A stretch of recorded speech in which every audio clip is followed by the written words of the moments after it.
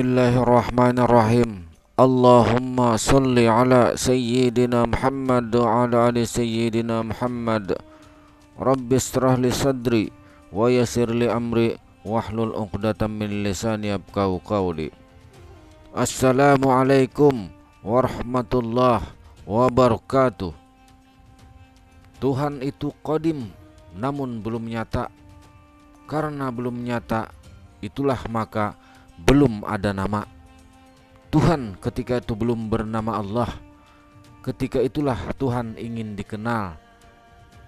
Kemudian Tuhan ini agar dikenal maka menampakkan af'alnya, asmanya, sifatnya dan zatnya.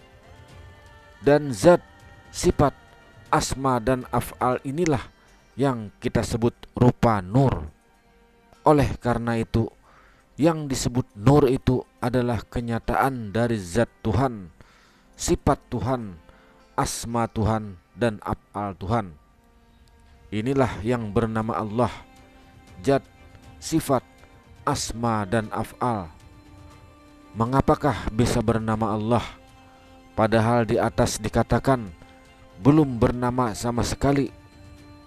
Bernama Allah karena zat Tuhan menjadi alif, sifat Tuhan menjadi lam awal, asma Tuhan menjadi lam akhir, af'al Tuhan menjadi ha.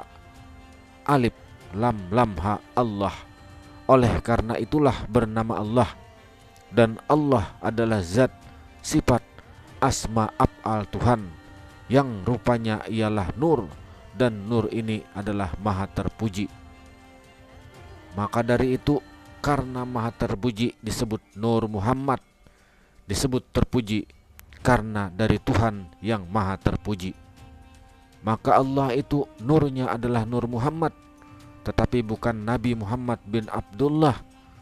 Nabi Muhammad bin Abdullah merupakan bagian dari nur itu juga. Allah itu maha terpuji, karena itulah nurnya bernama Nur Muhammad.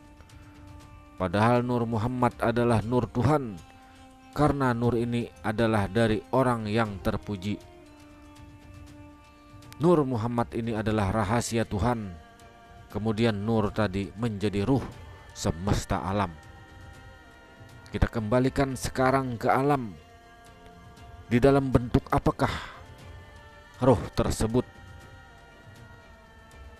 Yaitu dari unsur api, dari unsur angin, dari unsur air, dan dari unsur tanah.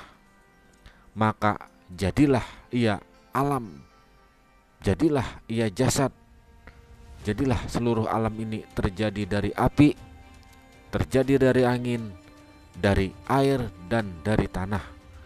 Tetapi api, angin, air, dan tanah itu terjadi daripada nur. Kemudian api menjadi rahasia kita, angin menjadi nyawa kita, air menjadi hati kita, dan tanah menjadi tubuh kita. Semua berasal dari nur. Sedangkan nur adalah rahasia Tuhan. Nur menjadi semesta sekalian alam. Mengapakah Allah dikatakan zat yang maha hidup? Karena keseluruhan totalitas atau wujud yang ada di seluruh alam ini bernama Allah. Tetapi apabila kita sudah memahaminya, jangan kita keluarkan dan jangan kita jahirkan, jangan kita sebut-sebut, karena itu sudah kita kenal pada rahasianya. Karena sudah sempurna menjadi manusia, jangan lagi kita katakan Allah pada manusia, karena ini adalah rahasia. Seumpamanya seperti ini, apabila ada benang yang sudah menjadi kain, jangan lagi kita katakan kain itu adalah sebuah benang, tetapi tetap saja kain itu adalah bernama kain, bukan benang. Kalau kain pun sudah menjadi baju, maka jangan lagi lah baju itu kita sebut kain, tetapi kita sebutlah baju. Tapi hakikatnya yang sebenarnya satu juga, yaitu dari benang. Hakikatnya satu dan rupanya banyak. dari benang, dari kain. Oleh karena itu, jangan kita sebut manusia sebagai Allah, tapi tiada lain la ghairi daripada itu. Jangan kita sebut Tuhan, tapi kita kenal secara hakikat. Kalau kita tidak kenal secara hakikat, maka memandang segala sesuatu itu muhaddas dan terpandang pada yang baharu, bukan pada qadim. Kalau sudah kita pandang hakikatnya adalah qadim, dan kalau kita memandang muhaddas maka baharu, sehingga diri kita yang zahir, yang nyata, dan bayang-bayang diri kita yang batin, yang berkalimah berhuruf Allah, alif lam lam ha. Apakah itu pada saat kita berdiri, atau pada saat duduk, atau pada saat kita berbaring, tetaplah kita berkalimah dan berhuruf bertuliskan Allah, karena ini adalah bayang-bayang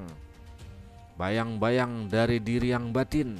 Karena diri yang batin inilah berkalimah Allah, alif lam awal, lam akhir, dan ha, zat, sifat, asma, dan af'al. Itulah rahasia Tuhan kepada Nur. Oleh karena itulah, pada orang-orang yang beriman, ingatlah kepada Allah pada saat duduk, pada saat kita berdiri, pada saat kita berbaring. Haruslah kita selalu ingat kepada Allah, walaupun mulut kita tidak berkata atau hati kita tidak berucap, tapi kita sudah tahu itu adalah rahasianya. Berarti kita sudah mengatakan Allah pada diri, la sautin wala hurufin, tiada berhuruf, tiada bersuara. Inilah yang benar-benar orang yang berzikir, karena zikir itulah adalah ingat, bukan ucapan-ucapan biasa, tapi untuk memesrakan antara zikir dengan ucapan kita. Tetapi yang berzikir bukan ucapan, tapi ingatan kita. Kalau kita sudah mengucap tapi tidak ingat, berarti kita belum memahaminya secara hakikat. Kita telah menyadari bahwa yang ada ini adalah diri Allah yang kita maksudkan nyata. Di manakah nyatanya? Kita akan bisa lihat pada huruf Allah, alif, lam awal, lam akhir, dan ha. Apabila kita hilangkan huruf lam awal, lam akhir, dan ha, maka tersisa adalah huruf alif, yaitu alif adalah zat yang maha hidup. Karena alif itulah diri Allah dan keesaannya Allah. Pada saat kita berdiri, alif berdiri, alif di atas a, aku Allah. Tapi bukan kita yang mengaku-ngaku, tapi yang punya diri. Pada saat kita duduk, alif di atas u, inilah wujudnya Allah. Kemudian saat kita berbaring, alif di bawah i, inilah ilmunya Allah. Jadilah yang mana yang bukan milik Allah, kalau semuanya adalah Allah. Inilah kita yang disuruh mengembalikan haknya Allah, alam kenyataannya Allah melalui nurnya. Dari nur itulah maka jahirlah semesta alam, dan nur inilah rahasia Tuhan, zat, sifat, asma, dan af'al yang bernama Allah. Alam adalah kenyataan Allah yang merupakan, dan Allah adalah meliputi alam. Maka disinilah baru kita bisa wajib untuk mengatakan la ilaha illallah, tiada Tuhan selain Allah, tiada wujud lain melainkan wujud Allah. Kita tiadakan, kita nafikan wujud yang lain selain wujud Allah. Kemudian kita tetapkan dalam hati bahwa yang wujud itu hanya Allah. Kalau masih berzikir, katanya ini hanya memuji, padahal seharusnya di situ mengesahkan diri melalui pujian, melalui zikir, supaya kita lenyap dalam kalimah yang kita baca. Apabila kita mengatakan dan berzikir Allah, Allah, harusnya kita lenyap di dalam kalimah itu. Tidak sekedar bacaan zikir saja, tapi mengesahkan diri melalui zikir dan pujian itu. Apabila kita bersolawat kepada baginda Nabi Muhammad SAW, seperti bertitip salam, karena kita tidak kenal, tidak pernah bertemu. Apabila bersalawat, maka kita memuji Muhammad pada diri. Sebelum kenal Allah, ketika berzikir kita serasa kosong. Apabila kita memuji Allah, maka memuji diri. Zat dan nama itu adalah Esa. Allah wujud, Muhammad mawujud. Itulah rupanya ketika memuji Allah atau memuji Muhammad, melainkan kita memuji diri. Oleh karena itulah, apabila belum kenal, maka perbanyaklah bersalawat, perbanyaklah membaca salawat sallallahu ala Muhammad, atau Allahumma sholli ala Muhammad, atau Allahumma sholli ala sayyidina Muhammad, atau salawat yang lain tidak masalah juga. Dengan ini mudah-mudahan kita bisa terbuka hijab ini.